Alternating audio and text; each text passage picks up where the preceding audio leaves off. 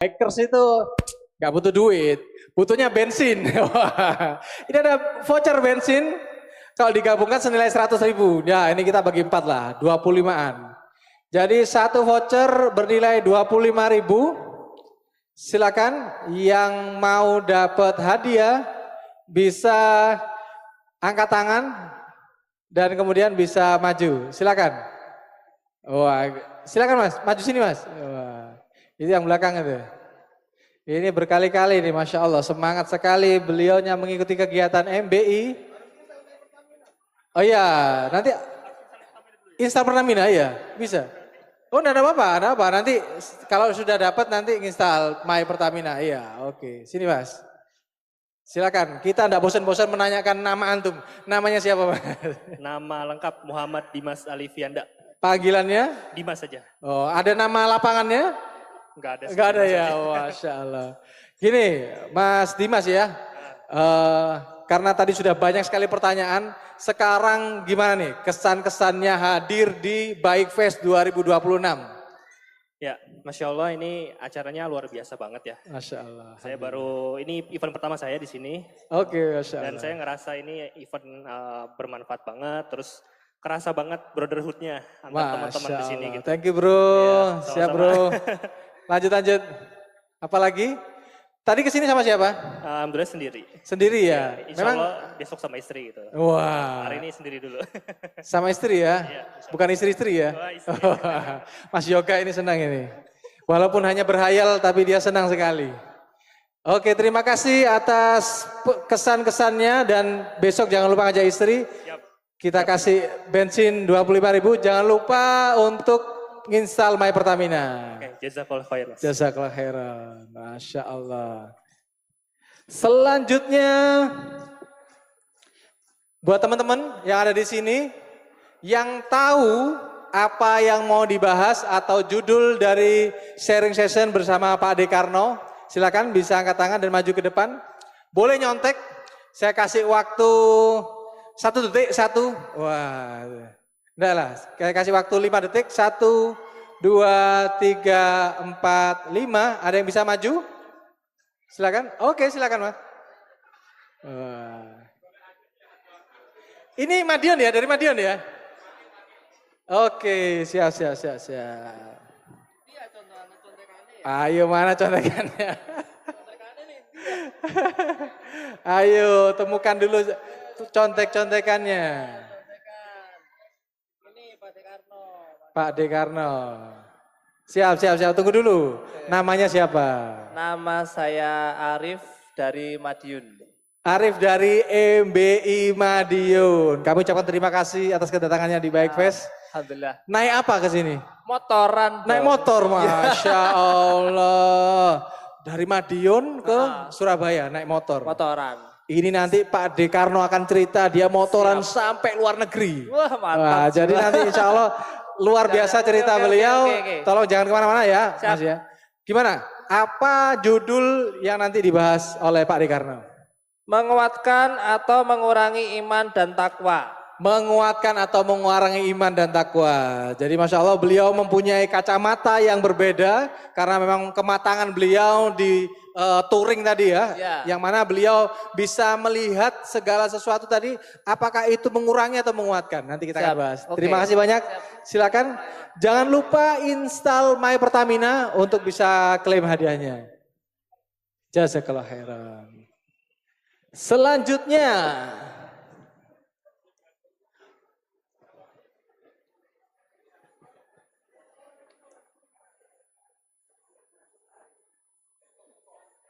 Wah ini ada Ustadz Rifki juga, Masya Allah.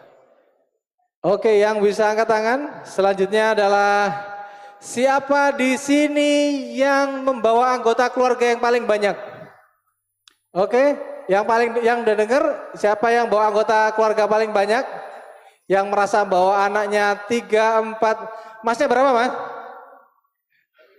Berdua. Ada yang lebih banyak? Oh itu di belakang, ayo sini bro. Wah, sudah pede sekali nih, Masya Allah. Anaknya berapa? 5. Istrinya berapa? Waduh. Mas Yoga lagi, Mas Yoga ya. Harus maju Mas Yoga nanti. Silakan. Dengan Mas siapa namanya? Mas Fajar. Wah, karena naik di sini di Bike Fest jadinya Bro Fajar ya. Oh, oke. siap. Gimana Bro Fajar? Berapa jumlah keluarga yang dibawa ke sini? Alhamdulillah kami berangkat berenam. Total berenam, Masya Allah. Bro Fajar, kemudian istri, kemudian anaknya? Anaknya baru 4. Anaknya baru 4. Ya, Rencananya berapa nih? Kalau dikasih lagi kalau nggak apa-apa lah. Dikasih apa nih? Kalau dikasih lagi nggak apa-apa gitu. Anaknya apa istrinya? Oh, ini pertanyaan menentukan bisa pulang atau tidak ya? Anaknya Pak, anaknya Bro ya, anaknya. Oh, ini Bro Yoga ini mesti ini. Siap, Masya Allah. Ini kami dari Bike Fest memberikan voucher BBM 25.000 bisa dipakai dengan menginstal My Pertamina. Jangan lupa menginstal My Pertamina Bro Fajar. Terima kasih atas kehadirannya. Masya Allah. Silakan lanjut. Sekali lagi kami sampaikan jangan lupa menginstal My Pertamina untuk bisa nanti ngeklaim hadiah-hadiah dari My Pertamina. Salah satunya adalah voucher BBM senilai Rp25.000 yang mana ini bisa dipakai di seluruh SPBU ya. Saya lagi di seluruh SPBU, bukan Pertamini ya, atau bukan bensin eceran itu bukan ya, jangan ya. Jadi di seluruh SPBU ini baru bisa ditukarkan dengan aplikasi My Pertamina. Oh iya, Masya Allah.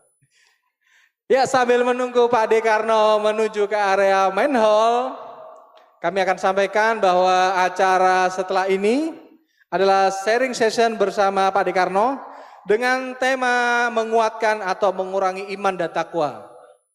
Semalam saya sudah ketemu dengan beliau, Masya Allah, Pak Dekarno ini asalnya dari Purworejo, mungkin yang belum tahu ya. Jadi Masya Allah, beliau ikhwan dari Purworejo. Dan Masya Allah, nama beliau ini relate banget dengan apa ya, bulan Agustus ya, atau bulan-bulan kemerdekaannya negara Indonesia. Karena nama beliau sama dengan founding father negara Indonesia yaitu Soekarno, itu tadi Masya Allah. Saya pikir namanya Rano Karno atau siapa, bukan. Ternyata namanya adalah Soekarno, sama seperti founding father Republik Indonesia. Dan Alhamdulillah nanti akan ada banyak sekali cerita-cerita seru, cerita-cerita yang banyak sekali hikmahnya. Jadi tolong bisa kumpul semuanya, kumpul di depan sini.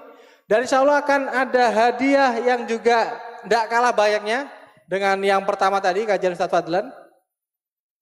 Oh, wah ini kerpeannya langsung ini dari... Oh ini ada informasi, teman-teman yang ikut kontes, yang merasa ikut kontes,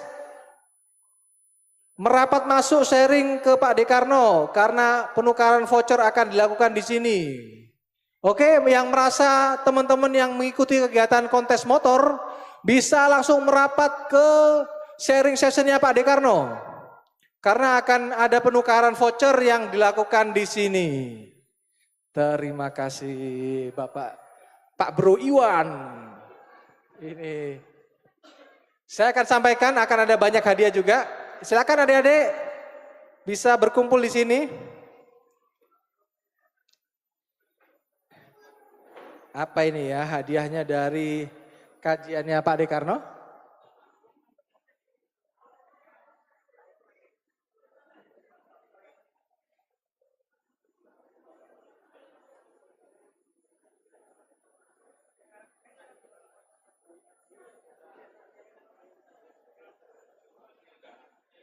Informasi juga terbaru dari tim IT-nya MBI ya, dari tim IT-nya MBI. Bagi member MBI yang datang ke acara Bike Fest 2026, yang mau nyeken ya, yang mau nyeken undian, karena kita di dalam member MBI sendiri ini ada hadiah yang akan diundi. Hadiahnya apa, Mas Surya? Motor ini ya, yang di depan itu ya, Agusta itu ya. Oh bukan merchandise, saya sudah sangat berhusnuzon akan ada kebaikan besar. Oh DP, atau berupa brosur dulu ya. Oh ya, dari teman-teman Muskal ini tadi mengabarkan, teman-teman Muskal sudah memulai start untuk challenge-nya. Sebentar, saya akan melihat. apa yang akan dibagikan di acara Pak Dekarno.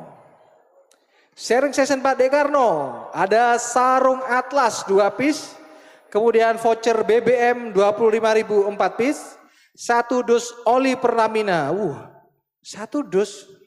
Mungkin diecer aja ya, biar ini ya, biar tidak terlalu banyak. Kalau 1 dus itu terlalu berat nanti, kasihan yang bawa ya. Mending kita bagi sedikit-sedikit ya. Bro Yoga ini berambisi sekali sama oli ya. Masya Allah. Jadi harus oleh-olehnya harus banyak ya pulang ke Madiun ya. Gak hanya jajan dan makanan tapi juga oli juga bisa. Oke, mari kita tunggu sharing session bersama Pak Dekarno. Silakan kami informasikan kepada seluruh peserta kontes bisa langsung merapat karena penukaran vouchernya bisa dilakukan hanya di area depan main hall. Kami informasikan lagi kepada seluruh peserta kontes motor Bike Fest 2026. Silakan bisa masuk ke area main hall untuk mengikuti sharing session bersama Pak Dekarno karena penukaran vouchernya ada di acara sharing session. Dan juga tadi dari tim IT MBI Surabaya Chapter yang mau scan untuk undian bisa langsung menuju ke area live ya di tempat streaming. Untuk kemudian di-scan undian untuk diundi besok harinya merchandise spesial dari MBI. Dari teman-teman Danus kelihatannya yang memberikan hadiah. Oke, insya Allah 5 menit lagi kita akan kembali untuk beracara bersama, berkebaikan bersama di acara Bike Fest 2026. Menebar kebaikan menjadi inspirasi.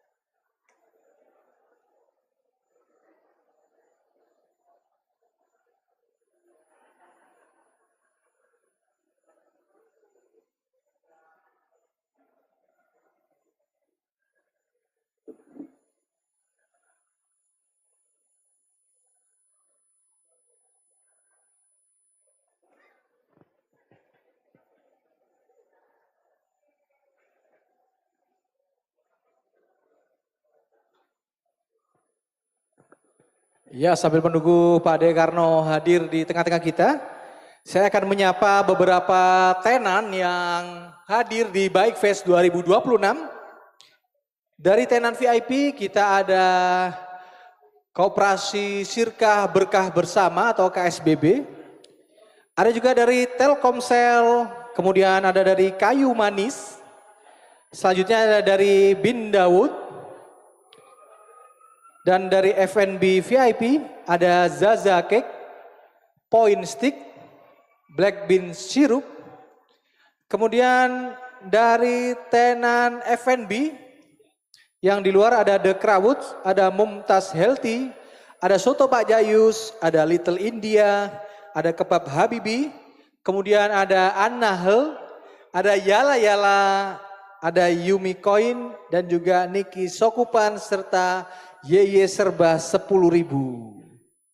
Kemudian dari tenan umum ada teman-teman dari Fascom VSU, kemudian ada Al-Falah Travel, ada Gria Baskara, ada Alia Tour, ada Wafa, kemudian ada Gria Muslim Al-Falah, ada Nacita Kawan Umrohmu, ada Al-Fatsyah, kemudian ada Hijrah Muslim, ada Umair Parfum, ada Baiti Janati, ada Amainan dan juga Jaria.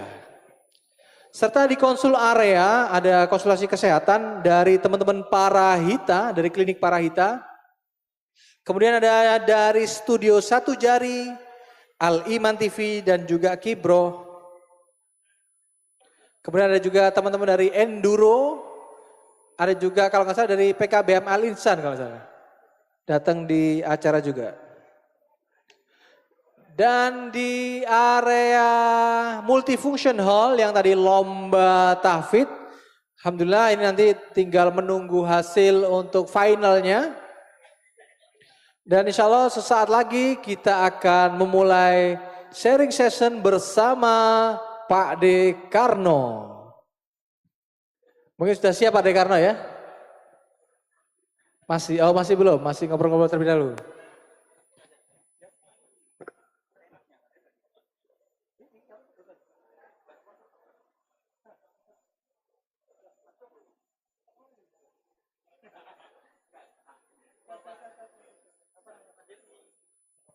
Alhamdulillah, Assalamualaikum Pak De Karno, silakan. Alhamdulillah. Di bawah aja apa di atas? Di bawah aja. Di sini aja. Hah? Jangan Pak. Ini soalnya di Oke. Silakan duduk Pak De Karno. Oke, Assalamualaikum warahmatullahi wabarakatuh. Waalaikumsalam warahmatullahi wabarakatuh. Masya Allah. Pak De Karno apa kabar? Sehat Pak? Alhamdulillah. Alhamdulillah. Jadi saya akan membacakan sedikit biografi tentang Pak De Karno. Beliau ini member MBI Pusat Pak ya? Member di MBI Pusat atau Iya. pengurusnya? Enggak aktif. Wah, beliau lahir di Purworejo. Kira-kira bisa tebak gak tahun berapa beliau lahir? Tahun 89? Oh bukan, 89 yang ngomong ini. Beliau berapa? 70-an atau kemudian berapa? Oh 85 kali. Terlihat cerah sekali soalnya Masya Allah. Oh 98. Ini ikut lomba tahfidz berarti kan. Beliau lahir tahun 1961 di Purworejo. Dan pendidikan beliau adalah lulusan ilmu komunikasi UGM. Lulus Pak ya? Lulus asli. Alhamdulillah Ijazahnya asli. Asli sertifikatnya asli. Kemudian beliau adalah UGM angkatan 80 Pak ya, angkatan 1980. Pekerjaan terakhir di bisnis konsultan komunikasi dan public relation konsultan ya, PR ya, Masya Allah. Kemudian beliau juga menulis buku, lah di sini ada buku Menikmati Indonesia di Atas Roda 2, Masya Allah. Nanti insya Allah akan di akhir sesi kita akan ada seremonial pemberian buku kepada MBI Surabaya. Kemudian kegiatan beliau traveling, touring hingga ke 26 negara, Masya Allah. Dihitung Pak ya? 1, Alhamdulillah. 2, 3, 26 ya. 26 negara loh, ini bukan main-main ya itu tadi. Kalau saya baru ke 26 RT RW Pak. RT RW saja kelasnya. Di Asia Timur, Asia Tengah, Balkan dan juga di Eropa. Kemudian ini kita akan mulai Pak Dekarno. Mungkin diawali dengan ini Pak Dekarno ya. Awal mula Pak Dekarno mengenal motor. Biasanya gini ya teman-teman motor itu awal kalinya ada bahasa gini, ada yang ngeracuni dalam tanda kutip ya, dalam tanda kutip yang awal-awal mengenalkan sampai kemudian membuat kita, wah ini keren nih naik motor. Gimana Pak De? Awal kalinya cerita tentang kenal motor itu kapan Pak De? Oke, mungkin Assalamualaikum warahmatullahi wabarakatuh. Waalaikumsalam warahmatullahi wabarakatuh. Jadi mungkin banyak yang belum lahir. Saya pertama kali naik motor itu tahun 71. Tahan Pak De, 71. Siapa yang sudah lahir di sini 71? Ada yang udah lahir udah ada? Pak siapa dari Jogja sudah? Oh sudah. Ternyata beliau ini pernah satu kos sama saya di Jogja. Masya Allah, Masya Allah. Ya, Lanjut Pak De, Masya Allah. Tahun 71 sudah mengenal motor, mohon maaf, di umur berapa itu Pak De? Berarti 10 tahun ya, jadi baru 10 tahun, Masya Allah. Terus Pak De, terus Pak De. Jadi ada saudara, kebetulan dia punya motor, main ke rumah, terus saya diajari. Nah, habis itu udah terus kebablasan.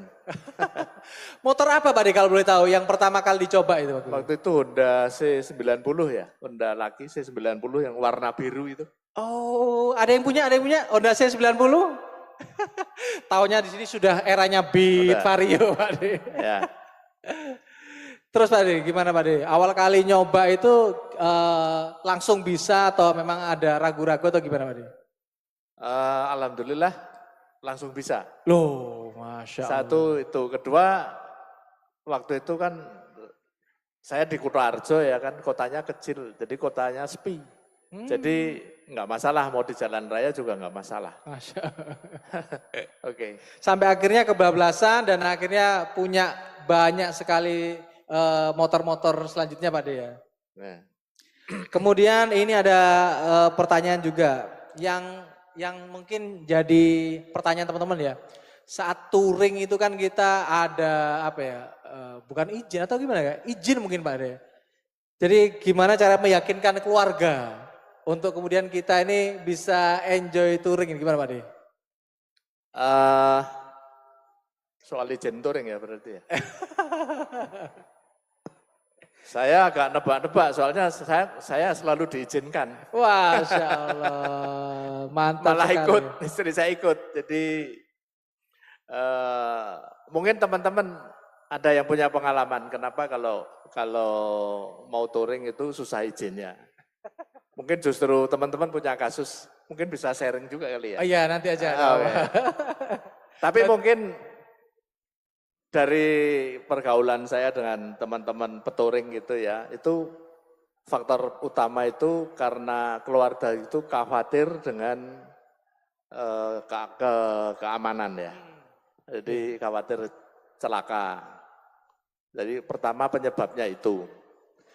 Nah kalau penyebabnya khawatir kecelakaan itu ya mungkin solusinya kalau kita dalam keseharian itu ya kita tunjukkan kepada keluarga kalau kita bawa motor itu safety gitu kan. Masya Allah, betul. Jadi betul. Keluarga tidak punya kekhawatiran tadi kekhawatiran.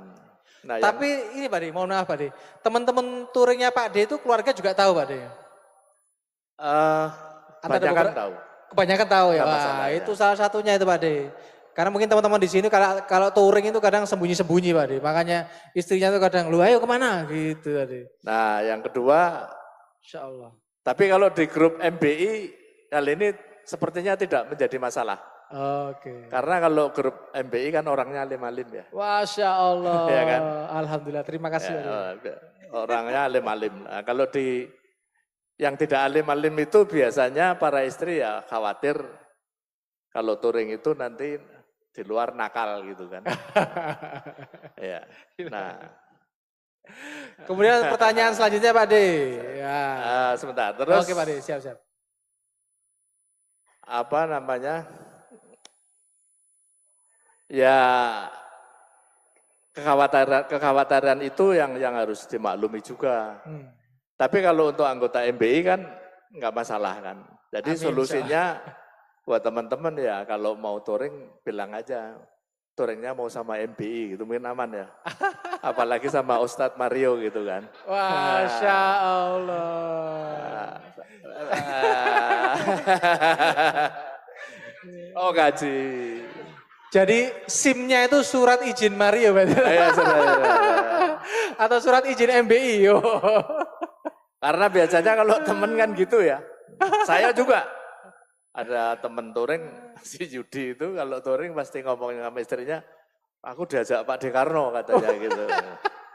Saya juga sama istri ngomongnya, aku dijak Om Yudi kok aku. Masya Allah. Nah, kira-kira gitu. Iya. Ya. Ya? Ini nggak ada ibu-ibu ya, di sini bapak-bapak semua ya. Iya, Ya. ini ibu-ibunya pura-pura ada dengar Pak De. Ya.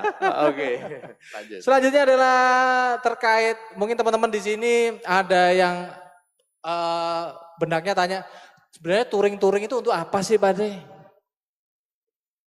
Touring ini untuk apa sih? Oke, kalau touring itu kalau ditanya motivasinya apa itu tentu personal ya. Personal. Masing-masing punya alasan sendiri kenapa dia melakukan hobi itu. Satu itu. Yang kedua mungkin juga dipengaruhi oleh umur. Yang teman-teman yang masih muda-muda sama yang udah tua tentu beda. Kalau yang muda-muda mungkin ada yang aktualisasi, ya kan?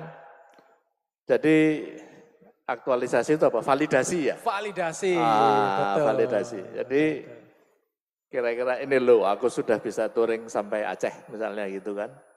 Walaupun karena waktunya terbatas, dia tiap hari motoran ke sana.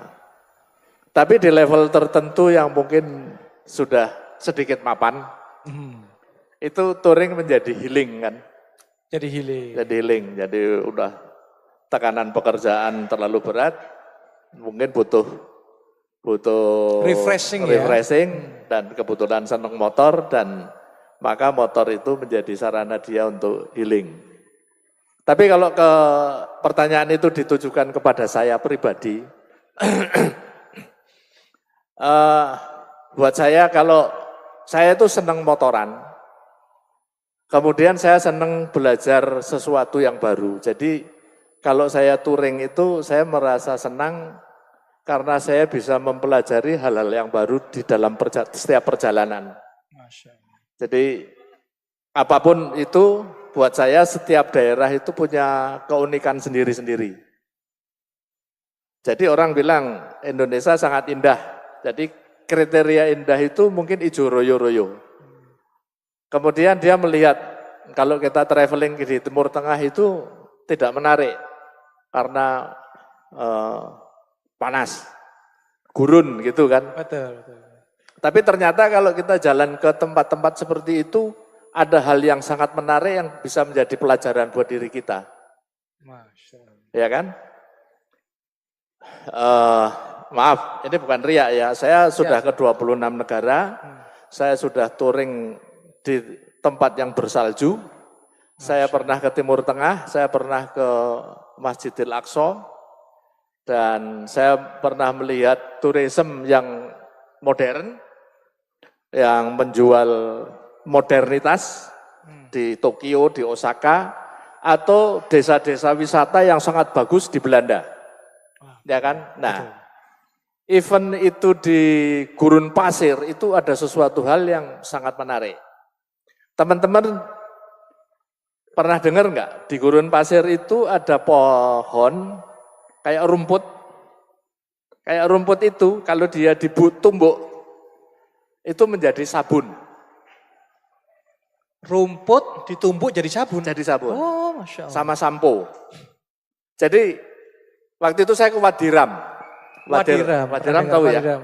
Wadiram itu di Yordania. Jordania, betul. Yang dipakai untuk syuting film Indiana Jones yang pakai kereta itu. Wah, Kereta iya, itu. iya. Nah, di situ saya ditunjukkan.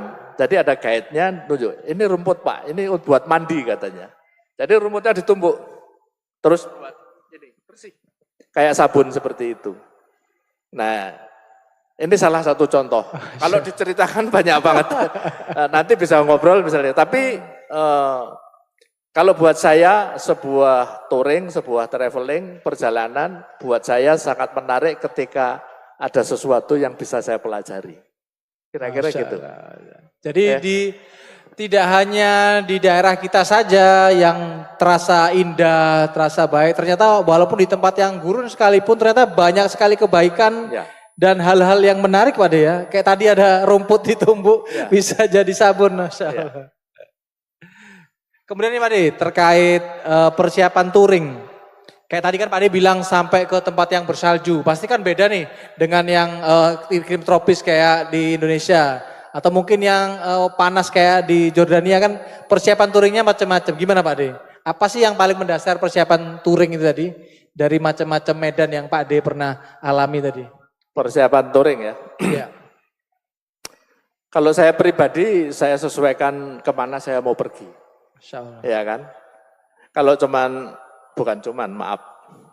Kalau touringnya di Jawa atau di Indonesia yang banyak infrastrukturnya sudah bagus, bengkel udah banyak gitu kan. Oke. Jadi yang saya prioritaskan ya alat dokumentasi.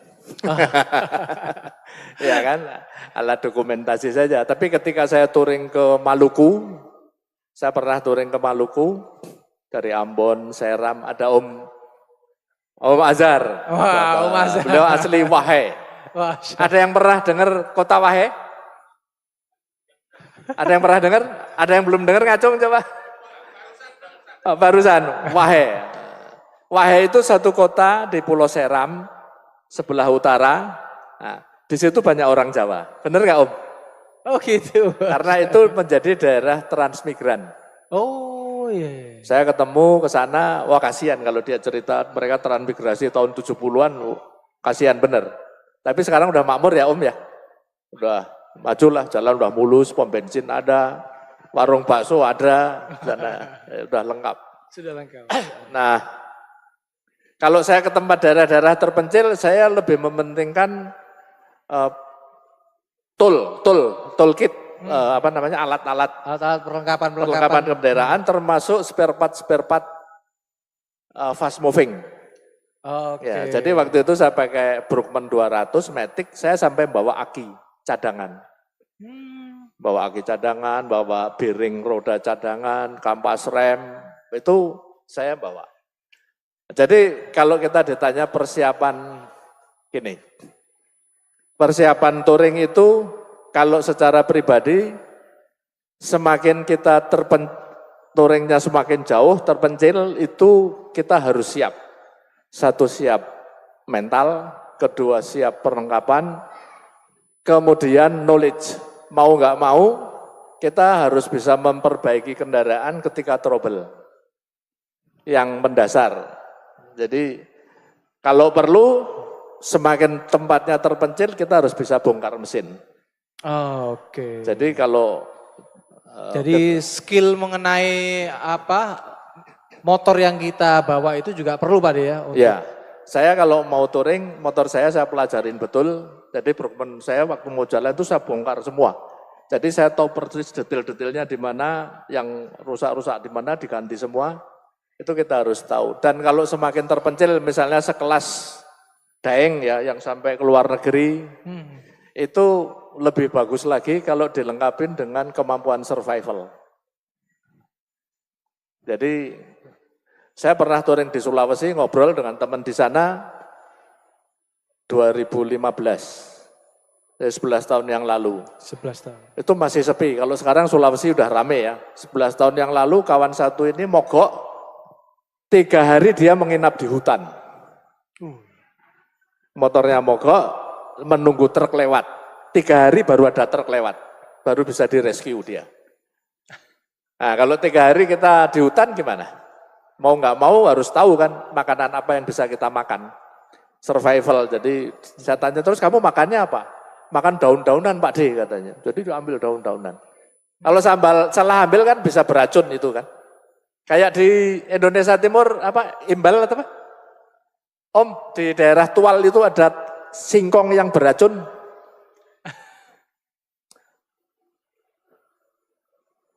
Ada singkong ya, jadi di singkong lupa namanya gimbal atau aduh. Apa itu efeknya? Bisa ini Beracun, beracun mati. ya? Kalau kita makan singkongnya mati. Sampai mematikan ya? Mati, iya. Jadi cuman di sana diolah. Singkong itu dikeringkan, airnya diperes. Nah setelah airnya itu kering dimakan nggak apa-apa, nggak beracun. Oh. Cuman kalau kita nggak tahu, orang Jawa kan ada singkong, cabut aja dimakan, wassalam itu. Jadi kemampuan-kemampuan seperti ini juga perlu dipertimbangkan. Yang lain, ketika kita masuk ke daerah yang terpencil, kita juga harus tahu sosial masyarakat. Sosial kemasyarakatan di daerah itu gimana? Budaya-budayanya Pak D. Budayanya. Ada budaya di Indonesia yang kalau kita bertanya, tidak turun dari kendaraan, dia tersinggung. Oke, betul. Tersinggung, kalau tersinggung saja nggak apa-apa, disasarin. Wah, itu yang paling bahaya. Ya kan? Nah kalau Betul. disasarin, kalau di dalam kota nggak apa-apa. Saya pernah disasarin masuk hutan. Wah. Masuk hutan, jalannya off-road, ada di konten saya, jalannya off-road, jarak 3 km itu saya tempuh 3 jam. Saking off-roadnya 3 Ya, kilometer jalannya licin. 3 jam. Ya, jalannya licin, tanah liat, kena hujan, udah pokoknya satu motor itu harus dituntun 3-4 orang untuk bisa lewat itu. Saya pernah ngalami itu. Terus masih percaya nggak di tempat di Indonesia ya, masih ada budaya-budaya, mohon maaf, itu yang rasis. Jadi dengan suku yang lain nah itu kita harus pandai-pandai membawa diri. Jadi kalau kita mau touring keluar pulau, keluar apa ya baca-baca dulu lah. Jangan sekedar main ngegas saja. Ya kan, kita mau ke Pulau Seram ya baca-baca dulu lah. Oh ini gini, kita mau kemana gitu kita sedikit. Sekarang kan gampang, di googling aja keluar semua kan. Betul, banyak literasinya lebih luas lah kalau sekarang terkait apa-apa yang ada di jalan. Jadi kalau ditanya itu makin jauh kita mau pergi, makin terpencil, makin ini persiapan kita harus makin matang. Masya Allah. Kemudian itu tadi Pak De, ini berlanjut tentang tantangan apa aja yang kemudian pernah dihadapi Pak De, mungkin yang yang paling menegangkan mungkin ya di perjalanan turunnya Pak De, yang masih teringat tadi sampai saat ini, gimana Pak De? Oke, tantangan touring itu sebetulnya kalau yang paling berat itu tantangan diri kita sendiri. Menaklukkan diri sendiri ya? Memenangkan diri sendiri. Masya Allah. Jadi kita harus sabar, kemudian pada titik tertentu ya, kalau kita lagi touring sendirian atau sama istri kadang-kadang di tengah perjalanan itu, ini kita ngapain gitu ya. Udah jauh-jauh, kehujanan, kepanasan gitu kan. Sementara di rumah makan enak sama cucu gitu kan. Nah itu kadang-kadang kita harus mengalahkan itu. Terus kehujanan, kepanasan otomatis kan tensi naik, emosi naik, capek gitu kan. Capek. Wah, senggol dikit bisa, nah itu kan bisa jadi masalah kan. Jadi kita harus selalu ini. Yang kedua tantangan itu ada macam-macam. Tadi ada tantangan kultural, masyarakatan, ada tantangan alam. Tantangan alam tuh gini, kalau touring di Indonesia itu harus tahu musim.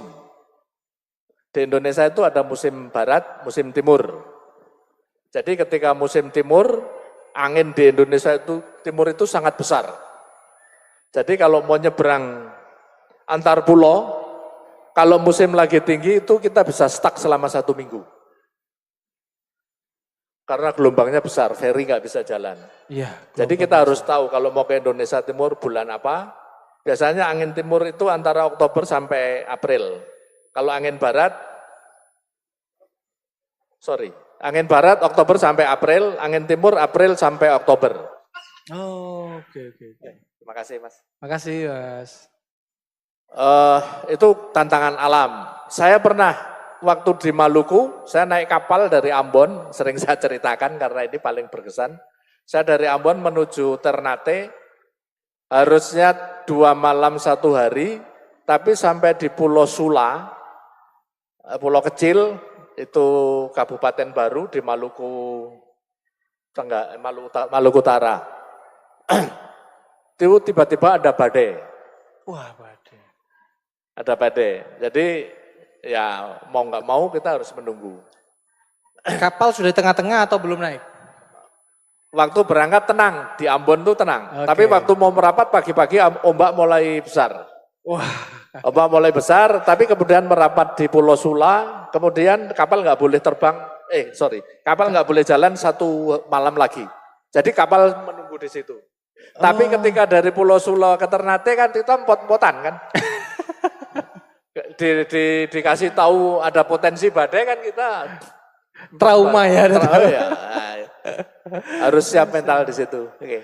Iya. Jadi segala kemungkinan itu pasti ada ya. Salah satunya juga cuaca itu tadi. Ya. Yang memang walaupun bisa ditebak secara bulannya. Tetapi ketika sudah bertemu dengan case-nya itu tadi akan kemudian juga merinding juga ya. Atau ketakutan juga ya. Insyaallah.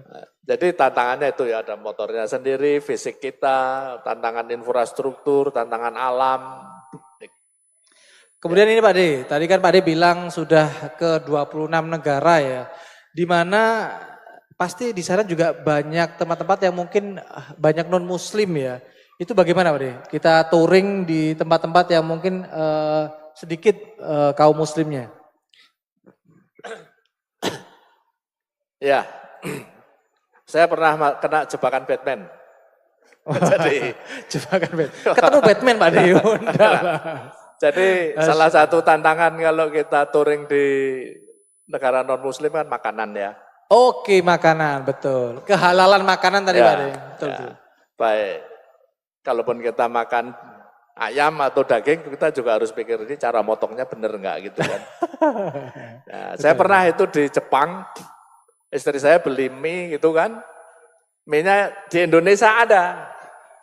Dan istri saya tahu persis kalau di Indonesia itu halal. Ya sudah main beli aja kan, kita makan. Ternyata di Jepang itu kan ada aplikasi. Aplikasi untuk ngecek makanan halal atau enggak, itu ada di Jepang. Okay. Nah, baru dicek, ternyata enggak halal. Mohon maaf. Wah halal nih, udah yang lain dibuang akhirnya kan. Jadi kalau di Jepang, harus download aplikasi, saya lupa namanya aplikasi, nanti bisa tanya istri. Jadi setiap beli di supermarket dicek aja di situ. Oh ini halal, ini enggak, ini halal. Nah kalau restoran di Jepang mulai ada banyak makanan muslim. Muslimnya ya. Ya makanan muslim. Saya menemukan bahkan sampai pelayannya itu orang Indonesia pakai jilbab, itu ada. Di waktu itu kami makan di Osaka. Tapi tetap harus hati-hati. Karena di Jepang juga ada rumah makan yang Muslim friendly katanya. Jadi memang ada makanan yang halal, di tempat lain ada yang nggak halal. Mereka jual. Bahkan ada satu restoran Xinjiang. Xinjiang itu kan daerah Muslim di Cina ya. Di Cina. Itu ada restoran, itu suku Uighur itu kan dari Xinjiang. Itu juga gitu. Wah ini makan Muslim, makan di situ. Ternyata di dalam dia jual bir juga.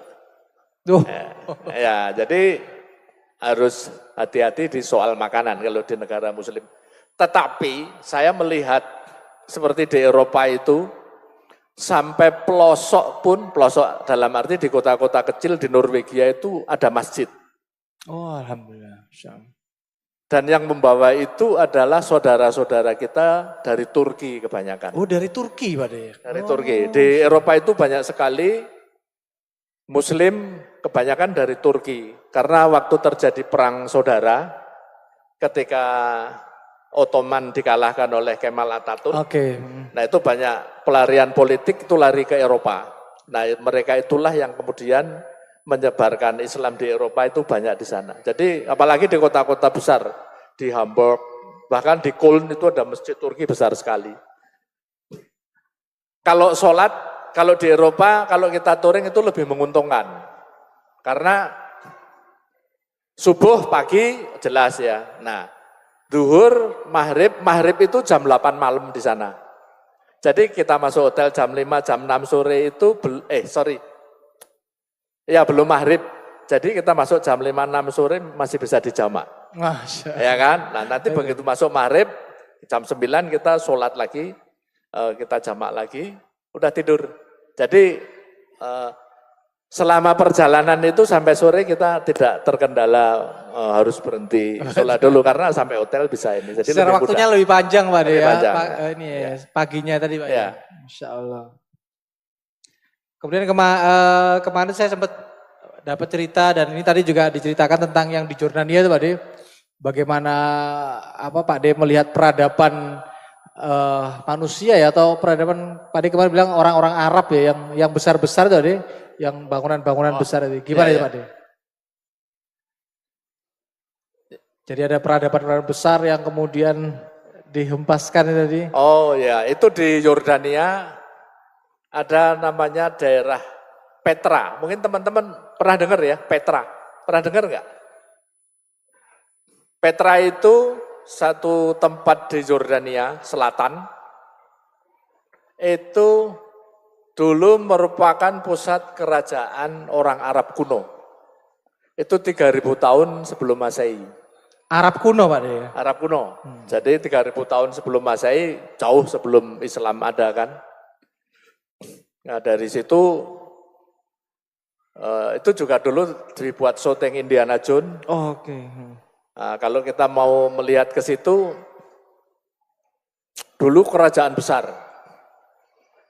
Tapi kemudian hancur juga di situ. Masya Ya. Allah. Itu orang Arab dulu Pak ya, orang Arab dulu tapi kelihatannya kemudian besar dan ternyata juga hancur. Saya nggak tahu apakah itu namanya suku Nabatea. Saya nggak tahu apa rajanya Namrud atau bukan, saya nggak tahu ya. Tapi itu suku Nabatea di situ. Kalau saya googling gitu, itu suku Nabatea sangat besar, kemudian hancur, pernah dikuasai Romawi. Tapi hikmah yang saya dapat ya, ketika melihat itu, jadi sebesar-besarnya bangsa itu kalau memang menyekutukan Allah ya akan hancur juga.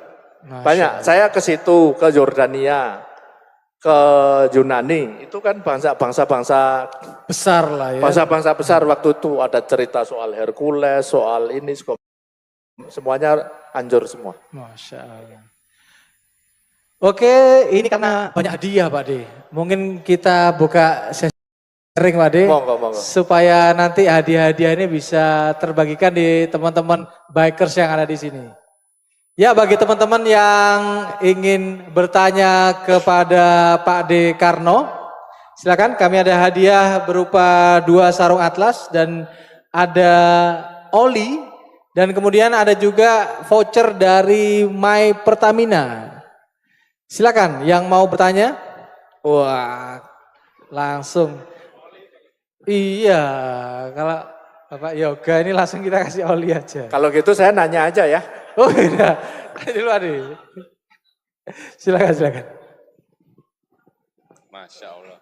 Urung takut istiqai hadiah.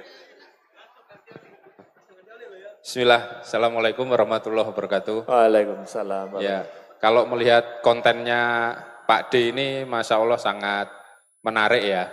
Dengan usia yang sudah seperti ini, cuman Makasih. mampu ya semoga diberikan Amin. kesehatan Amin. Pak D. Jadi ini Pak D ini salah satu yang menginspirasi termasuk saya juga. Makasih. Untuk kalau istilahnya ini sedikit curhat enggak apa-apa ya Pak D ya. Kalau agak lesu gitu lihat ini, wah semangat bisa touring dan lain sebagainya. Cuman ini Pak D ya, kita kembali lagi untuk masalah kita harus tahu dengan masalah kendaraan kita ini Pak D. Jadi terkadang tuh kita hanya cuman hobi touring, cuman kurang mengerti dengan kondisi keadaan kendaraan kita. Jadi ini bagaimana untuk agar teman-teman juga ya istilahnya kuda besi ini istri kedua lah, istilahnya seperti itu. Agar bisa dijadikan kuda besi ini sebagai istri kedua dan touring otomatis menjadi nikmat. Karena kalau kuda besi ini sudah enak kita tumpangi, kita tahu karakternya, otomatis kan diajak ngegas kemana aja, insya Allah bisa. Dan di MBI ini sedikit cerita, apa namanya ya kita touringnya itu touring ngaji istilahnya Pak D, istilahnya gitu ya. Kita ini kalau boso Jawa ini wong seneng pedah motoran tapi sobone di masjid gitu Pak D. Mungkin itu dari saya dari Madiun. Jadi untuk motivasi itu aja Pak D, agar kita itu benar-benar mengerti karakter kendaraan yang kita miliki. Itu Pak D. Terima kasih. Assalamualaikum warahmatullahi wabarakatuh. Baik, terima kasih Mas siapa? Saya Yoga. Yoga, ya. Jadi itu benar. Apalagi kalau, maaf, ini sharing aja ya. Jadi kalau di Eropa, itu jangan pernah sekali-kali megang motornya orang lain. Mereka akan marah. Apalagi sampai duduk. Biasanya orang Indonesia kan gitu ya. Kita touring bareng-bareng gitu kan. Ada motor keren. Jagongi aja. Foto. Buat foto. Ngamuk itu. Karena mereka menganggap motornya itu istri kedua. Mungkin istrinya pergi didiemin. Kalau orang bule kan gitu kan. Nah. Kalau saya pribadi karena kebetulan bapak saya waktu saya kecil itu punya usaha angkutan. Terus di samping saya itu bengkel. Jadi saya kelas 6 SD itu sudah bongkar mesin mobil. Kelas 6 SD? Kelas 6 SD. Saya nongkrongnya di bengkel mobil itu. Jadi kelas 6 SD itu jeruannya mesin itu saya sudah. Saya sudah bantuin mereka kalau nyekir klep itu. Nah itu bantu mereka. Saya, padahal masih, karena seneng aja. Jadi, nah tapi gini kalau komunitas sekarang ya, biasanya kan kegiatannya safety riding apa-apa. Nah soal motor kan enggak. Mungkin ini bisa dijadikan agenda untuk komunitas. Betul. Jadi suatu saat mungkin diadakan keterampilan mengenai teknologi otomotif lah, sepeda motor. Tidak perlu sampai, ya syukur minimal tuh kalau kita touring kan ban pecah, rantai lepas, bearingnya pecah, kampas rem habis, ya kan? Kampas rem. Betul. Kampas kopling habis, ya kan? Nah, di situ aja. Paling enggak kalau kampas kopling habis juga bisa bongkar. Kalau matic ya mungkin kirian, soal kirian mungkin di situ. Itu. Tapi kalau mau lebih safe lagi ya mungkin sampai manggil instruktur. Itu sebetulnya kan gampang, cuman kita nggak tahu dan tidak pernah melakukan aja. Betul. Kan? Sejatinya mudah, tetapi karena nggak pernah tahu, jadi itu tadi bingung mau memulainya. Nah kalahnya saya sekarang di soal elektronik aja. Sekarang kan semua serba ECU, pakai ECU, itu saya nggak tahu. Tapi kalau yang mekanis saya tahu. Jadi kalau ditanya biar jadi istri kedua ya, satu, kita harus mengetahui karakternya, kita belajar tentang itu. Kemudian kalau nyuci motor itu sekali-kali nyuci dipegang-pegang, ada yang kendor kita tahu, wah ini kendor, ini ada suara yang aneh. Betul. Jadi saya melakukan itu. Apalagi mau touring jarak agak lama itu, motor pasti saya cek sendiri. Saya cek sendiri semuanya, itu saya pastikan. Saya nggak percaya sama mekanik bengkel gitu. Kira-kira gitu. Ya. Ada lagi Bro Yoga? Oke, selanjutnya. Oh ini Mas Dayat ini silakan. Langsung dapat hadiah. Kalau Mas Dayat sarung aja katanya. Silakan Mas Dayat. Ya, terima kasih. Nanya 2 kali boleh, olinya 2 jadi. Gini Pak Dekarno, istri saya kan sering lihat IG-nya Pak Dekarno. Kadang-kadang, ini loh ya, touring Pak Dekarno sudah senior kok sama istrinya gitu loh. Yang jadi pertanyaan gini, selama ini kan kita touring ada yang pakai motor laki dan motor matic. Motor laki dan motor matic. Motor laki dan motor matic. Lebih prefer yang mana? Motor matic atau motor laki untuk perjalanan touring jarak jauh? Terima kasih. Gimana Pak? Iya Pak De, silakan Pak De. Oke, kalau soal motor matic, motor laki, ya tergantung kita mau kemana kan. Kalau full aspal nggak masalah, mau matic mau laki kan. Mungkin pakai matic lebih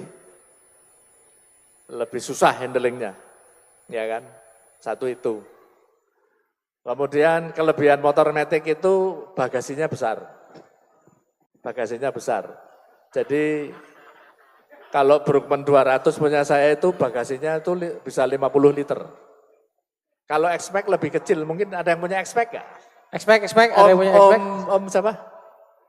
X-Max itu berapa liter? Mungkin sekitar separuhnya, 25 liter kali. X-Max. N-Max mungkin 20 liter ya, ada ya. Jadi kita nggak perlu pasang box tambahan, cukup box belakang. Kalau saya sama istri cukup box belakang. Saya pakai Brookman itu 50 liter, box belakang 46 liter, 96 liter. Terus saya bawa tas di tangki itu 8 liter. Jadi 100 liter itu udah cukup buat saya. Jadi kalau ditanya itu, satu medannya kemana, terus kelebihannya itu, apalagi ya,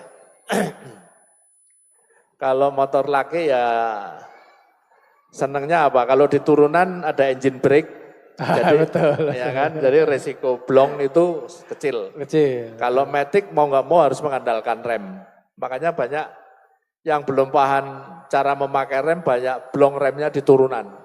Betul, betul. Jadi kalau kita pakai matic, remnya harus gantian. Sudah ada yang tahu ya?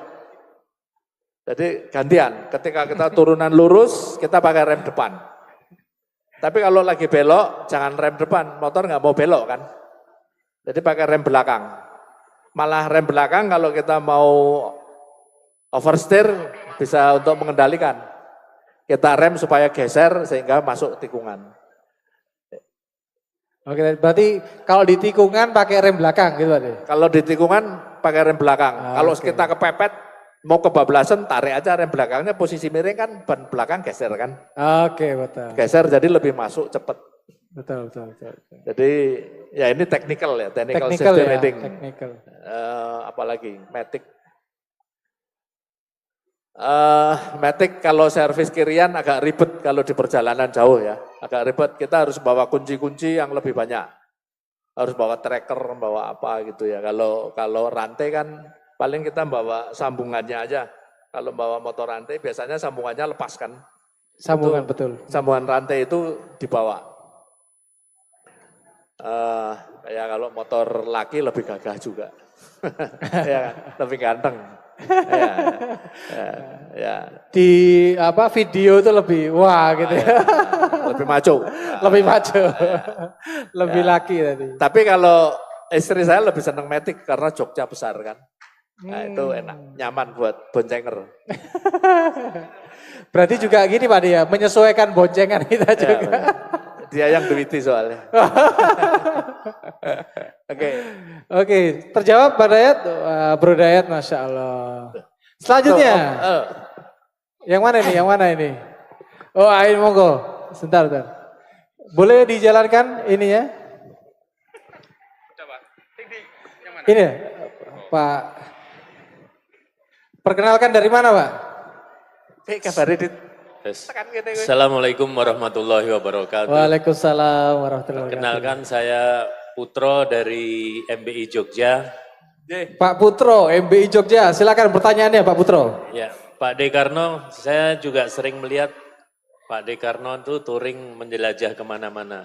Ini saya ada dua pertanyaan. Yang pertama, saya juga suka melihat orang Malaysia itu suka touring di sini. Mereka tuh kayaknya kalau touring di sini tuh bebas gitu. Apakah perlu persyaratan apa? Misalnya SIM harus SIM internasional atau apa? Kalau Pak Dekarno pergi touring ke luar negeri itu apa syarat-syarat yang harus dibawa? Apakah SIM, surat izin perjalanan atau apa gitu yang diperlukan, misalnya tur ke Asia, Eropa atau ke Timur Tengah sana, apakah beda-beda persyaratannya atau tidak perlu menggunakan apa-apa? Berarti Itu terkait pertanyaan administrasi pertama. ya? Pertanyaan pertama. Administrasi. Administrasi. Persyaratan administrasi. Yang kedua, saya melihat Pak Dekarno ini kalau touring kan banyak-banyak orang gitu, misalnya lebih dari 10 orang gitu.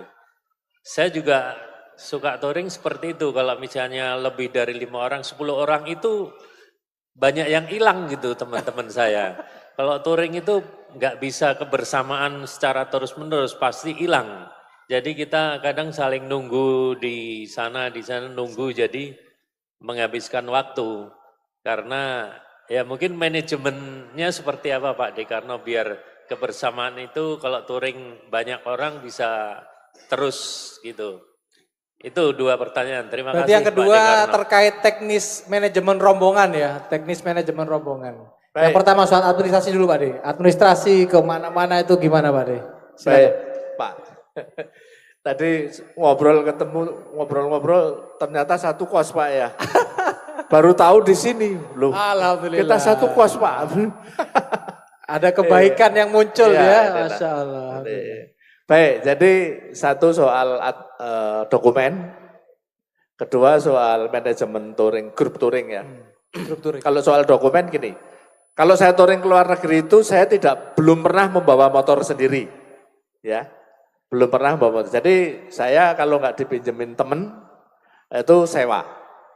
Jadi waktu saya ke Malaysia ada temen di sana, saya sebetulnya mau berobat itu. Mau berobat ke Malaysia malah dibawain motor CB500. Pak De ini dipakai kalau mau touring dulu katanya, malah suruh touring. Wah cilaka itu.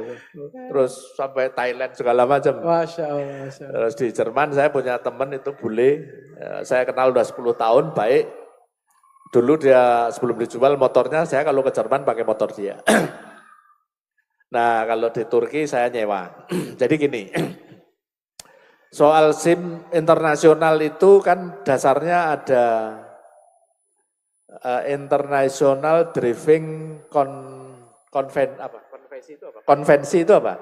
Konvensi internasional soal tentang driving license. Itu ada. Pertama saya lupa, satu di Wina, satu saya lupa di Eropa ya. Nah di 2 tempat itu Indonesia tidak ikut. Karena waktu itu Indonesia kan ikut gerakan non-blok, pokoknya politis lah alasannya. Iya. Sehingga ada negara tertentu yang tidak mengakui SIM Indonesia.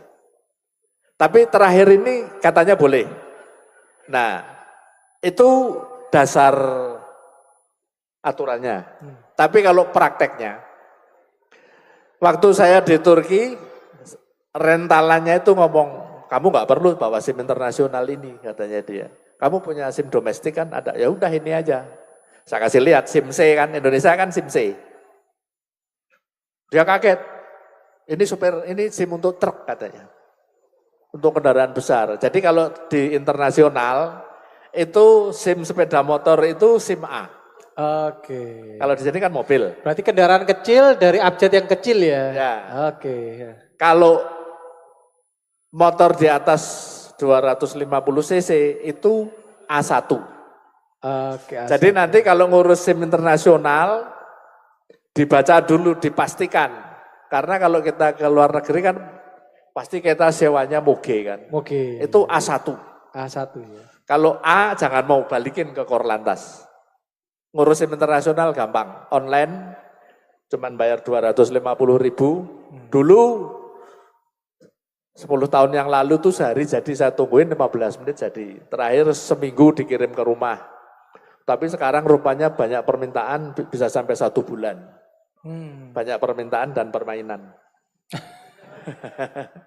Sekarang mulai ada yang sampai ngurus 1,5 juta segala. Tapi urus sendiri online cuma 250.000. Oke. Terus harus membawa SIM internasional enggak? Sebaiknya membawa. Karena kadang rentalannya terutama di Jerman itu minta. minta SIM internasional. Tapi kalau di Turki, Yordania, ada teman juga di Belgia itu pernah nyewa mobil pakai SIM domestik bisa. Ya, itu bisa. Jadi kebijakan tiap negara macam-macam Pak De ya. Beda-beda. Ada yang lebih longgar, ada yang memang ketat seperti itu Pak De ya. Tapi lebih baik cuma 250.000 aja. Betul. Preventifnya kita tetap harus mengurus ya supaya ketika ditanyai kita ada tunjukkan gitu Pak De. Ya, kalau di Jerman selain menunjukkan SIM internasionalnya, SIM domestiknya juga harus diliatin. Oh gitu, semuanya berarti. Ya, ditanya mau sewa mobil, mau sewa motor, ditanyain. Jadi dua-duanya harus dibawa. Betul. Pas kemarin saya ke Jerman, saya nggak bawa SIM domestiknya. Memang saya tinggal, tak tinggal aja lah. Sampai sana ditanyain. Ya sudah akhirnya saya punya digitalnya, udah kirim email aja Pak. Jadi seorang-orang udah dikirim duluan, kayak email kelihatan nggak masalah. Jadi itu soal dokumen. Terus waktu saya nyewa di Turki, motor kan mau saya bawa ke Yunani sama ke Bulgaria. Nah sewa motor itu kalau dibawa ke luar negeri harus ada tambahan, kontraknya harus pakai notaris. Jadi lebih mahal lagi karena harus biaya notaris. Bahwa ini memang motor mau dibawa ke luar negeri, baru bisa dibawa ke sana. Itu soal dokumen. Nah ini sekarang soal manajemen grup touring ya Pak ya. Manajemen grup touring, betul. Bagaimana mengatur touring yang mungkin ya 10-an ya, 10 orang itu supaya nyaman, supaya enggak tinggal-tinggalan gitu. Seperti apa Pak De Karno? Tips-tipsnya. Jadi berdasarkan pengalaman ada 3 hal yang membuat grup touring itu tertib dan disiplin Pak. Yang pertama itu buat kesepakatan dulu. Kalau kita motoring ya, besok motoring rutenya begini, aturannya begini. Saya bilang, saya toleransi cuma 5 menit, saya bilang itu. Kalau saya berangkat jam 7, saya toleransi 5 menit. Jam 7 5 menit, enggak nongol saya tinggal. Tapi itu sudah ini dulu. Sudah disepakati bersama. Sepakati itu. Jadi kalau saya touring Pak, saya bawa peluit, bawa sempritan. Iya, makan siang gitu ya, jam 1 misalnya jam 12, kita jam 1 berangkat ya, makan siang, sholat segala macam. Jam 1 kurang 10 menit sudah semprit. Tapi saya juga konsekuen, jadi semprit udah siap semua, nongkrong di motor udah terserah. Biasanya sih nurut Pak, nurut. Terus kalau ada yang ketinggalan di mana? Saya kasih Sherlock aja. Nanti ketemu di sini saya bilang gitu. Sambil dipesenin. Nggak usah ngebut, nggak usah buru-buru, pokoknya kita tungguin. Biasanya kalau orang touring, apalagi yang tidak biasa touring keluar kota, pas keluar kota sendirian kan panik. Panik, betul. Takut nanti kalau mogok bagaimana, itu bagaimana. Ini tetap saya monitor Pak. Tetap saya monitor seperti itu. Yang kedua, setelah kesepakatan itu kembali ke tim leadernya Pak. Jadi tim leadernya tetap harus konsekuen, terus ya sedikit ada rasa respect dari Betul. apa namanya? Jadi meskipun tegas tapi ada respect-nya lah, perhatiannya lah. Kita tetap respect kepada teman-teman, tapi teman-teman juga respect sama kita. Jadi kalau kita sendiri nggak disiplin ya sudah hilang rasa respect itu. Nah, yang terakhir itu yang saya tanamkan adalah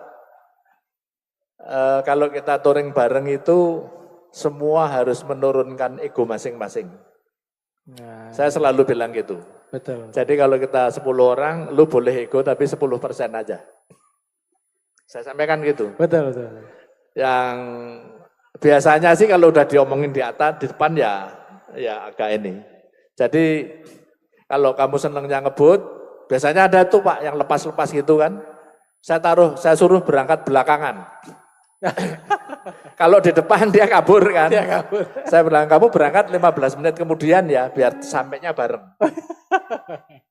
Jadi saya udah tahu ini yang kerjanya bawa motornya kenceng-kenceng ini. Saya bilang sampean sweeper di belakang berangkatnya 15 menit kemudian saya bilang gitu. Tapi kadang gitu justru malah tertantang loh mereka Pak De. Iya, Kan wah. biasa nguber, wah belum sampai, ayo kayak gitu. Ya tertanang dan seneng karena dia puas kan. Puas bisa ngegas. Tapi kalau crash ya saya nggak tahu.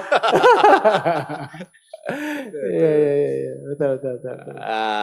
Setelah itu apa lagi ya?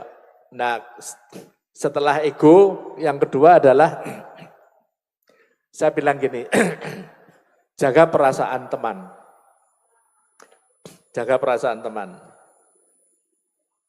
Kalau disiplin, satu disiplin waktu, dua disiplin keuangan.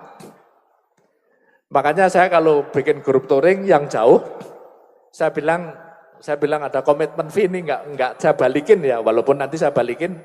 Jadi yang daftar benar-benar ikut untuk ngetes disiplinnya di situ. Iya. Kalau sudah di jalan, ya saling tenggang rasa aja. Masalahnya gini, ini kalau diceritain malu-maluin. Tapi karena ini sharing, nggak apa-apa ya. Nggak apa-apa ya. Aman, gaspol. Saya pernah touring bareng-bareng, ada yang celetuk gini Pak. Ini kita sawerannya sama kok itu makannya banyak banget. Ada yang ngomong gitu sampai gitu. Ada yang ngomong gitu. Oh gitu ya? Oh yaudah. Nah maksud saya gini, kalau kita nih touring bareng-bareng, jaga perasaan teman.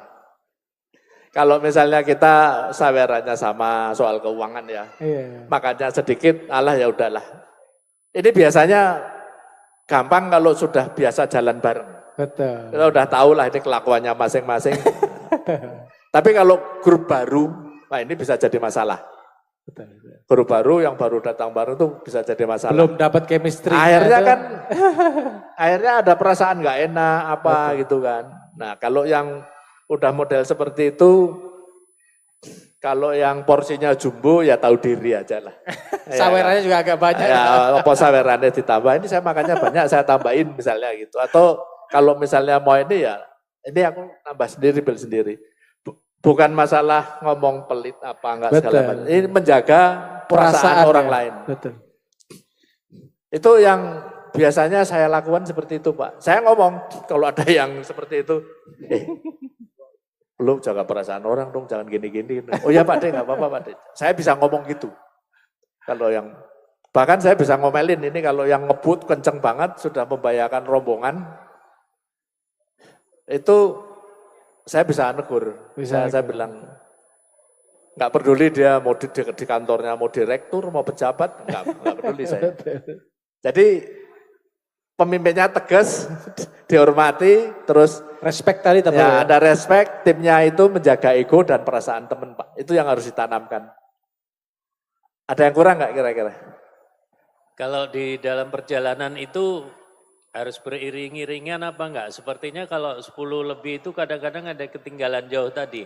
Apakah kita ngaturnya dari poin ke poin, nanti ketemu di sana, tunggu gitu apa gimana?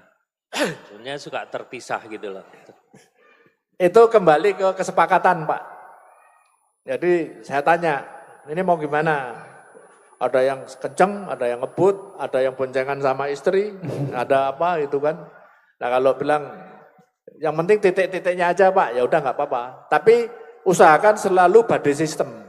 Badai sistem tuh selalu ada paling nggak minimal 2 orang di satu rombongan kecil itu. Utamanya sweeper. Kalau sweeper sendiri, dia crash siapa yang tahu? Betul. Jadi sweeper itu harus minimal 2 orang. Tapi kalau jalan, tidak harus, apalagi di tempat keramaian, macet, pasti lepas kan. Nggak bakalan bisa 10 orang. Terus kedua lama, kalau harus saling menunggu itu lama. Terus yang penting lagi, kalau ada yang trouble itu ada yang mikirin. Ya kan? Jadi jangan khawatir, pokoknya nanti kalau trouble info aja, kita pikirin rescue-nya gimana. Kira-kira gitu Pak. Ada lagi pertanyaan dari, wah ini yang depan ini Pak De. Ini, silakan yang depan Mas.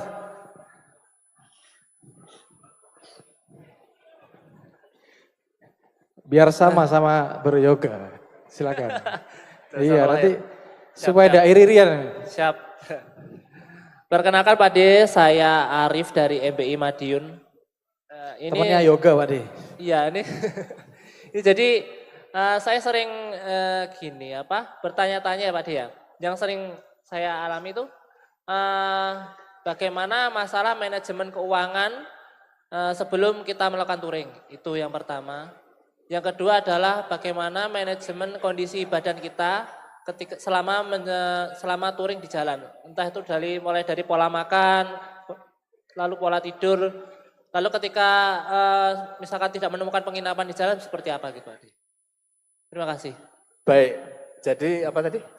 Tadi yang pertama terkait menjaga manajemen keuangannya. Oh, Oke, manajemen sebelum keuangan. touring ya. Sama manajemen fisik ya? Ya manajemen fisik ya.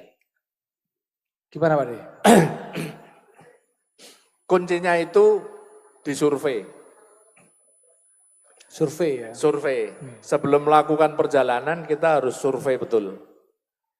Makanya kadang-kadang, ya ini budaya orang Indonesia itu ya.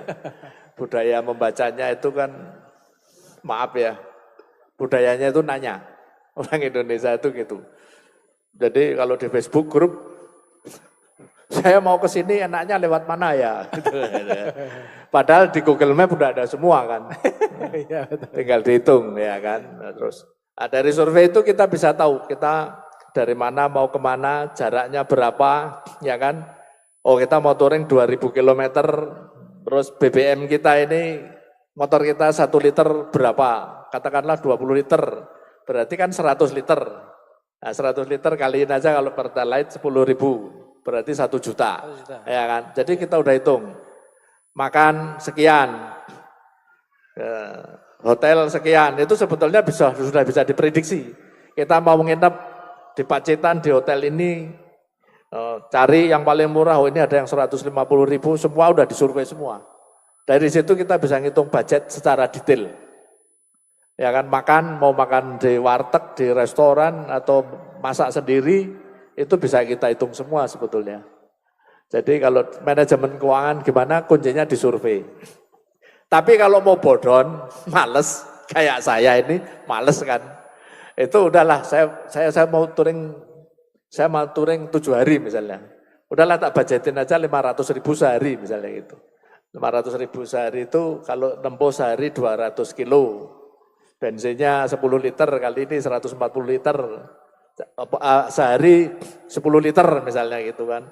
Buat makan sekian, terus 500.000 saya cari hotel yang maksimal harganya sekian. Udah tak gituin aja. Jadi kira-kira sehari, kalau hotel yang paling banyak kan hotel ya kalau naik motor ya. Tapi kalau kita kalau saya sendiri saya masih bisa tidur di masjid, di pom bensin. Tapi kalau sama istri kan nggak mungkin kan. Nah itu budget hotel berapa, makan berapa. Yang biasanya di luar perhitungan itu budget minum. Aqua, walaupun sedikit itu haus terus kan. Dan kita harus banyak minum supaya nggak dehidrasi kan. Nggak dehidrasi, betul. Itu yang harus diperhitungkan. Jadi kalau untung budget, ya kembali masing-masing juga. Mungkin ada nginep di saudara, di pom bensin, di masjid, atau mau di hotel, itu sudah bisa kita prediksi. Kalau kesehatan ini kesehatan pada saat touring atau sebelum touring? Waktu touring Pak Di, misalkan kayak jam sekian itu harus misalkan tidurnya jam sekian sampai jam sekian, minimal jam sekian, seperti itu. Terus untuk makannya seperti apa, yang baik seperti itu. Itu kembali ke kondisi fisik masing-masing. Setiap orang kan fisiknya beda kan, yang anak muda mungkin lebih kuat. Walaupun yang tua belum tentu. Saya, ya Dit ya, Adit senyum-senyum aja deh. Saya alhamdulillah ini saya syukuri. Saya walaupun umurnya hampir 65 tahun, kalau touring sama yang umur 50 tahun, jarang sekali saya minta istirahat duluan. Iya. Karena alhamdulillah saya menjaga fisik. Dari muda itu saya sudah jaga pola makan. Kuncinya jaga pola makan. Pokoknya makan inilah yang kira-kira merusak tubuh enggak saya makan. Jadi banyak makan protein. Makanan kan sebetulnya cuma 3 kan? Protein, karbohidrat, kolesterol. Yang harus dihindari kan karbohidrat. bentuknya apa, macam-macam udah pada tahu kan. Gula, nasi, apa segala macam. Banyakin protein. Protein itu putih telur, ikan. Tahu, tempe masih dapat lah. Buah, sayur. Udah. Jadi saya olahraga sesering mungkin tiap pagi paling enggak 3-4 kilometer jalan pagi. Itu aja. Jadi alhamdulillah masih sehari saya 400 kilometer gitu masih kuat. Nah kalau manajemennya, jadi kapan harus istirahat kembali ke posisi masing-masing. Tapi kalau siang usahakan jangan makan nasi. Ngantuk pasti. Karena Siang jangan makan nasi, Pak. kadar gulanya tinggi. Oh. Kadar gulanya tinggi itu terus kita ngantuk. Jadi kalau siang ya makan cemil-cemilan aja. Dikit aja. Ya ngantuk. Ya nasi, karbohidrat, makan dikit. Kalau siang itu ngemil aja. Saya kalau makan siang nasi pasti baru setengah jam, ya udah ngantuk-ngantuk itu.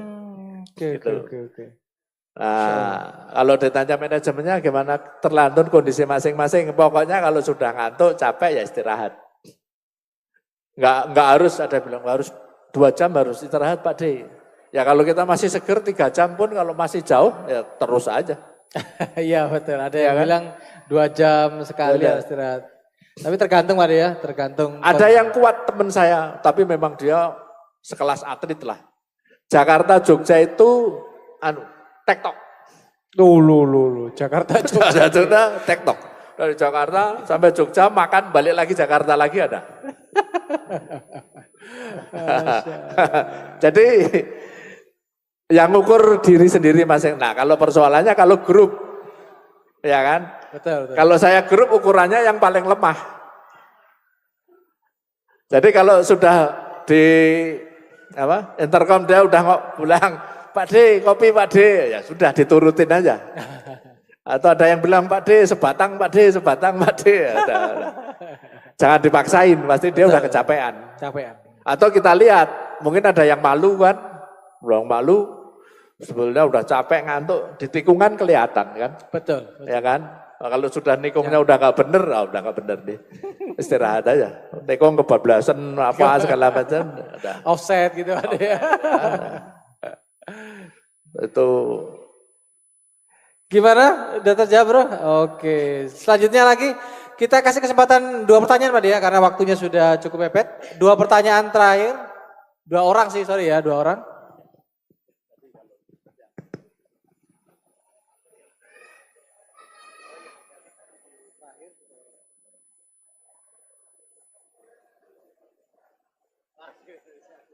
Monggo. Siap.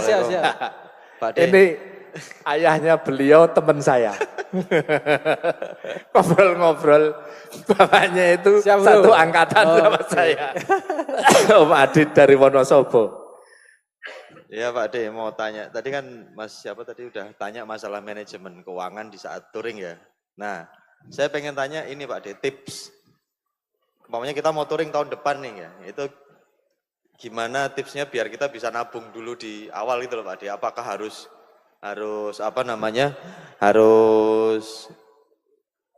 intinya kita mau touring, tipsnya gimana Pak D untuk mempersiapkan ya masalah pendanaan itu loh Pak D. Jadi untuk mempersiapkan itu loh Pak D. Ya cuman itu aja Pak D. Nggih, matur nuwun. Ya kalau sekelas Om Mario nggak perlu persiapan. Ya Om Mario ya. Ya kan. Tapi saya pernah dulu mau touring ke Eropa 2019, saya bikin satu grup itu nabung bareng-bareng. Jadi bikin rekening, nabung bareng-bareng. Tapi gagal karena COVID. Oke. Tapi kalau soal pendanaan ya gimana ya, itu kembali ke masing-masing ya, kemampuan ekonomi masing-masing ya. Ada yang nabung, ada yang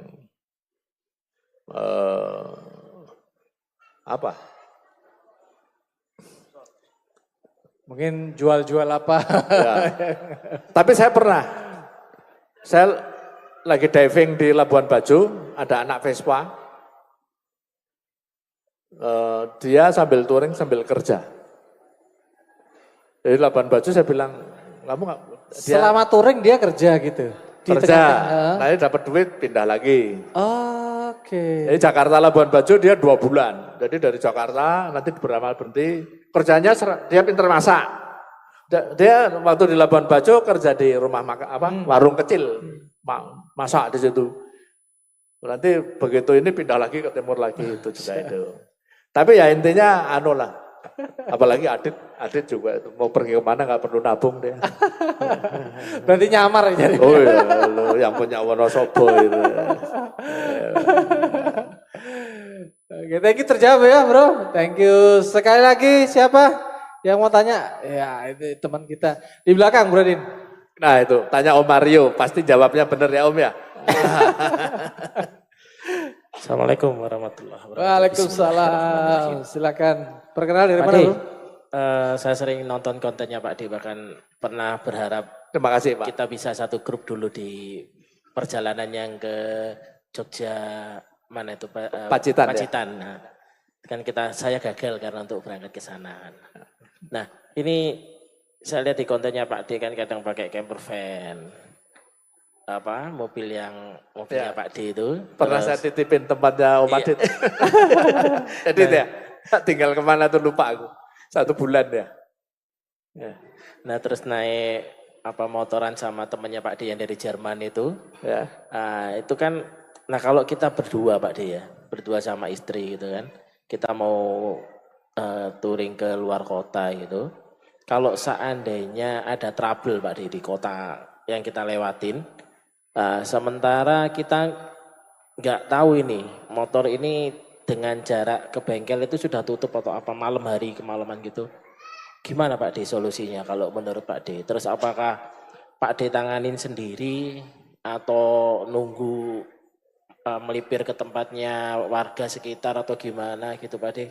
Mungkin bisa sharing Pak D, karena saya pernah ngalamin dulu itu sampai nginep 1 malam lah di daerah yang nggak ada orang sama sekali waktu itu, gitu. Sampai istri saya sama saya, karena kita waktu itu baru masuk Islam itu nyari masjid dan lain sebagainya itu untuk istirahat nggak nemu Pak D. Jadi di emperan pinggir jalan di hutan gitu. Itu Pak D. Assalamualaikum warahmatullahi wabarakatuh. Waalaikumsalam warahmatullahi wabarakatuh. Jadi ya idealnya itu kalau kita touring kita siapin jangan sampai trouble ya. Cuman namanya di perjalanan kan kita nggak bisa ini. Kalau trouble-nya ringan masih bisa saya tangani. Tapi lihat situasi juga. Jadi kita harus mencari tempat yang aman dulu. Gitu. Misalnya pastikan aman dulu Pak ya. Pastikan aman dulu. Misalnya di Pantura. Jadi kalau di Pantura kita harus minggir, jangan keluar, jangan berhenti di jalan. Karena banyak mobil nyalip dari kiri kan. Itu kalau yang nyalip mobil kecil mungkin masih cukup. Tapi kalau yang nyalip bis dari kiri, nyalip truk, jalannya kan habis. Atau di hutan. Saya pernah mogok jam 8 malam di namanya Kabanjahe. Kabanjahe itu dari Takengon mau ke Kabanjahe. Nah, pas di hutan 30 km dari Kabanjahe motor saya mogok. Karena bensinnya kecampur bahan bakar itu apa? Bukan di Sumatera itu banyak sumur-sumur minyak. Oh. Sumber-sumber minyak di desa-desa itu loh, apa istilahnya? Nah, itu dicampur sama dia. Nah, itu saya turun. Untung itu di turunan kan. Saya turun sampai desa terakhir. Jadi sampai desa terakhir, bener. Kata orang kampung situ, waktu saya sampai situ dia bilang gini, tadi nggak ketemu macan Pak katanya. Jadi pastikan cari tempat yang aman dulu. Setelah aman, baru mikir memperbaiki kendaraan kalau bisa. Kalau tidak bisa ya nggak mau minta tolong, ya kan? Itulah kuncinya kenapa kita perlu banyak teman, komunitas. Jadi kalau kita mau masuk, yakinkan kita punya banyak jaringan di situ. Yang kedua, kita mau masuk ke situ, kita juga harus nanya-nanya. Apalagi kalau sudah tahu ini daerah terpencil, mau masuk hutan, tanya dulu sama akamsi di situ, sama orang atau sama polisi. Kalau kita ini udah jam 4 sore, kayaknya nggak tembus nih hutannya. Kalau saya mending berhenti tidur di desa terakhir. Jadi pokoknya jangan sampai kemalaman di daerah terpencil. Kita nggak tahu kapan mogoknya kan. Waktu saya sudah sampai desa Bayan kalau nggak salah, nah, saya telepon teman. Kebetulan saya punya teman pernah dinas di Kabanjai, ya kan. Saya telepon, saya mogok di sini. Terus dia kirim mantan anak buahnya untuk menjemput saya. Dikirim mobil pickup L300, saya di rescue. Di rescue. Di rescue sampai Kabanjai, baru dibetulin di situ. Jadi supaya kita tidak mengalami hal-hal seperti itu, sebaiknya kita ya survei dulu medan yang akan kita masukin. Tapi kalau sudah kejadian, ya minta tolong teman, jaringan ya kan. Tapi kalau sudah nggak ada, ya mau apa lagi? Berdoa aja kan. Siapa deh? Ini insya Allah sudah semua, tinggal conclusion ya. Jadi terkait tema kita. Jadi terkait kesimpulannya bagaimana Pak De? Touring yang bisa menguatkan atau kemudian mengurangi iman dan takwa. Jadi apakah touring itu bisa menguatkan atau mengurangi iman dan takwa? Itu seperti apa jawabannya Pak De? Gini, orang itu kalau ingat Tuhan itu kan satu kalau lagi susah, ya kan? Ya kecuali yang alim-alim, kalau sini alim-alim semua tiap hari gitu. Ya kan? Ya. Kalau orang macam saya itu kalau lagi susah, ya kan? Lagi ketakutan, ya kan? Atau lagi dalam bahaya itu baru lebih inget gitu ya. Nah, itu kalau kita touring itu biasanya mengalami hal-hal seperti itu. Seperti ketika saya naik kapal dari Maluku tadi Pak. Maluku tadi Ternate sudah dikasih tahu nih ada potensi badai di depan. Udah. Ya wis pasrahnya ya kan. Istighfar. Wis gitu. Berdoa terus panjang perjalanan. Iya. Jadi kalau kita touring kan satu itu. Kedua kalau kita masuk ke seperti tadi daerah-daerah non muslim. Wah ternyata di tempat yang tidak kondusif seperti ini pun masih banyak saudara-saudara kita yang istiqomah ya. Oke. Nah, jadi kita seharusnya yang lebih enak itu sebenarnya harus lebih ini. Yang ketiga ketika saya masuk seperti di daerah-daerah Yunani, Turki itu ya banyak peninggalan-peninggalan. Dulu orang Yunani kan lebih menyembah dewa-dewa gitu kan. Ada dewa apa?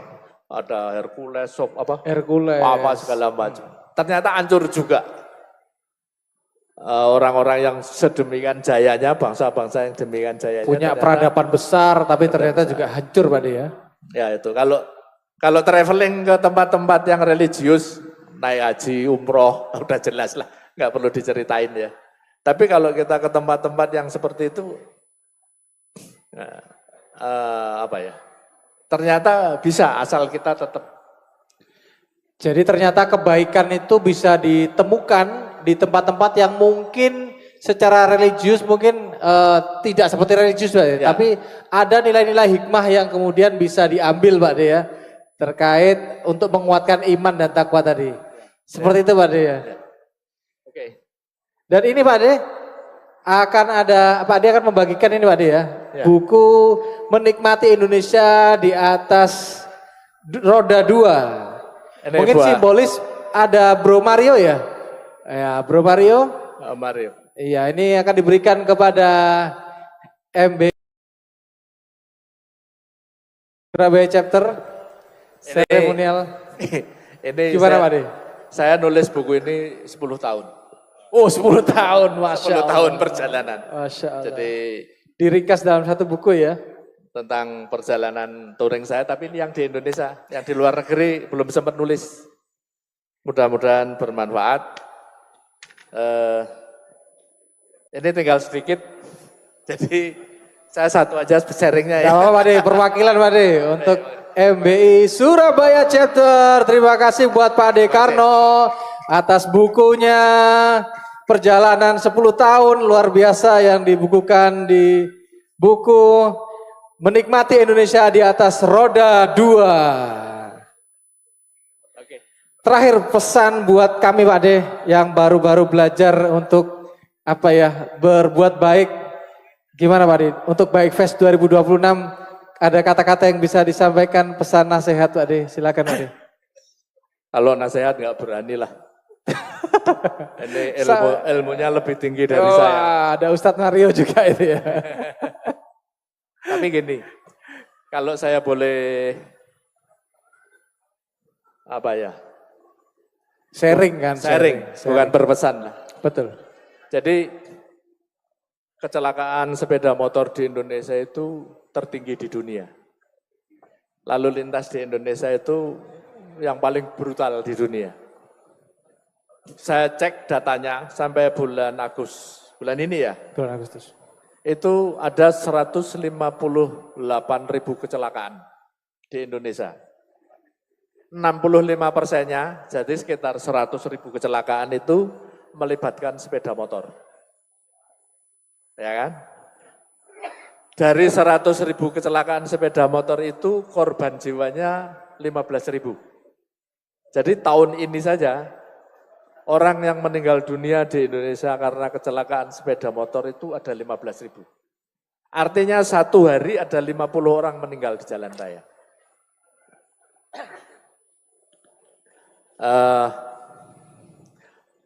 Buat saya itu memprihatinkan ya. Carut marut lalu lintas di Indonesia ya kan. Betul. Infrastrukturnya jelek, ada pembiaran, pelanggaran itu dibiarkan sampai kayak gitu, ketidakdisiplinan. Jadi saya menghimbau ini kepada teman-teman kita semua ya, disiplin lalu lintas itu kan hanya bisa dimulai dari anak-anak. Jadi pada saat kita naik motor, betul, kalau lagi boncengin anak-anak yang tertib dan disiplin aja. Kira-kira itu aja sih, karena itu sangat memprihatinkan. Itu kalau 15.000 1 tahun. Sampai Desember mungkin ada 20 sampai 25.000 orang akan meninggal dunia di jalan. Tsunami itu korban jiwanya 150.000 orang. Artinya sekitar 5-6 tahun itu Indonesia kena tsunami, Pak. Dari lalu lintas saja. Dari lalu lintas. Jadi ini himbauan sesama baker. Siap Itu Pak aja. De. Terima kasih. Terima kasih pesannya luar biasa Pak De. Semoga sehat selalu Pak De. Terima kasih sudah menyempatkan waktunya untuk sharing di acara Baik Fest 2026. Semoga banyak kebaikan dan Masya Allah. Semoga Pak De juga diberikan kebaikan yang besar atas ilmunya yang luar biasa. Semoga jadi amal jariahnya Pak De buat kita semua di jalan Pak De. Dan tadi terkait safety riding yang cukup memilukan, sesaat lagi Baik Fest itu ada safety riding Pak De. Di depan ada acara safety riding setelah ini. Jadi teman-teman yang mau ikut safety riding bisa langsung daftar on the spot ya. Di depan bisa langsung daftar on the spot untuk kegiatan safety riding Baik Fest 2026. Terima kasih Pak De, silakan. Ini kopinya mungkin di bawah. Ya, kami informasikan kepada seluruh teman-teman yang ada di Baik Fest 2026 ada kegiatan safety riding, tepatnya di area depan ya. Di area depan yang tadi parkir mobil itu dipakai area safety riding. Silakan bisa daftar secara on the spot. Seperti tadi yang Pak Ade bilang bahwa angka kecelakaan luar biasa besar. Seperti tadi saya juga sentil, gimana sih kita bisa belajar untuk safety, khususnya ketika kita berkendara tidak keluar kota. Di dalam kota sekalipun kalau bisa kita bisa memunculkan kesadaran tentang safety riding. Silakan untuk teman-teman semua yang mau ke area safety riding. Dan insya Allah juga akan ada banyak hadiah yang dibagikan di area safety riding yang insya Allah gak kalah dengan area main hall. Terima kasih atas waktunya untuk brother semuanya yang ada di acara Baik Fest 2026. Insya Allah kita akan lanjut ke area outdoor dengan ada Bro Ega yang akan di sana. Demikian, wassalamualaikum warahmatullahi wabarakatuh.